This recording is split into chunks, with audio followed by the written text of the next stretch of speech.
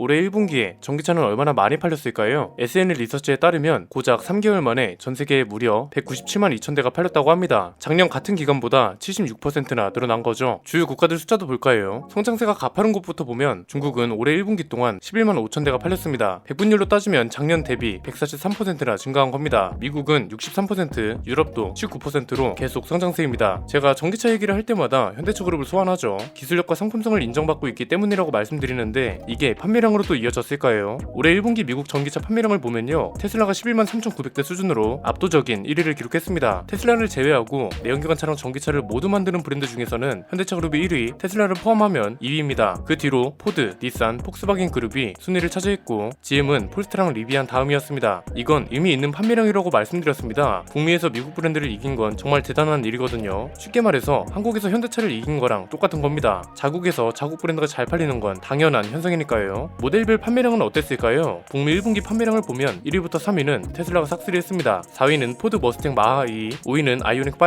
6위는 기아 EV6, 9위는 기아 니로가 차지했습니다. 이대로만 가면 정말 승승장구하겠구나 싶은데 현대차그룹이 마냥 안심하고 있으면 안 되겠더라고요. 최근에 조금 무서운 전기차가 하나 공개됐습니다. 주행 가능 거리가 700km고 가격은 4천만 원대라고 합니다. 이 차를 견제해야 하는 이유 순서대로 살펴보겠습니다.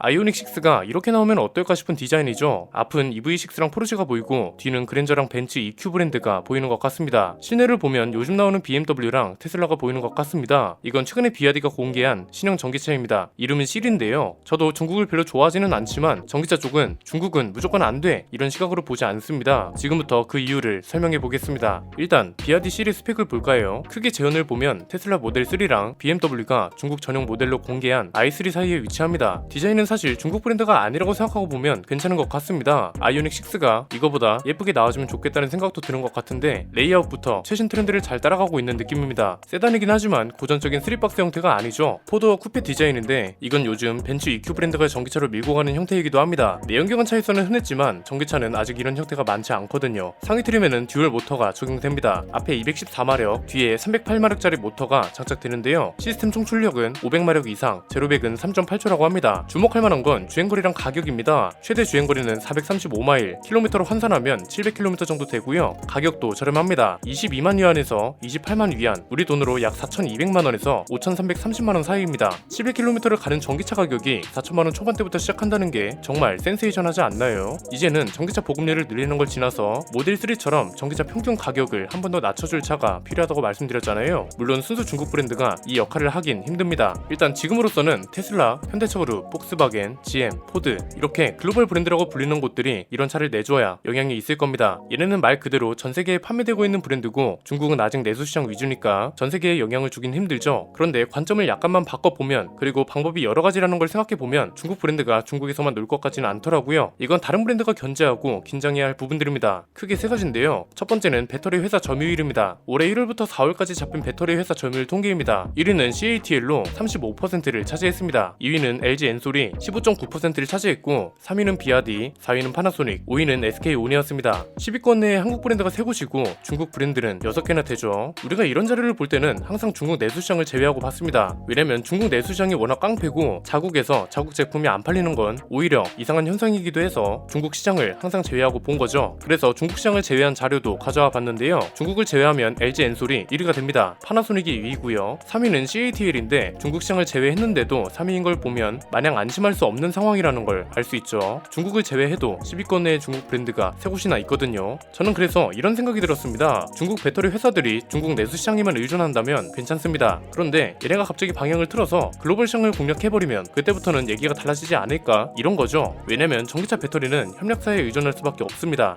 자동차 제조사가 전혀 아닌 LG 엔솔이 왜 1위를 하겠어요. 아직까지 자동차 제조사들이 배터리를 만들 여력도 없고 자동차 하나를 개발하기도 바쁘거든요. 그 와중에 중국 브랜드가 우리 배터리보다 훨씬 저렴하고 성능도 좋은 걸 개발해요. 이러면 자동차 회사에서 갖다 쓰지 않을 이유가 없죠. 지금은 전기차 평균 가격을 낮추는 게 관건이니까요.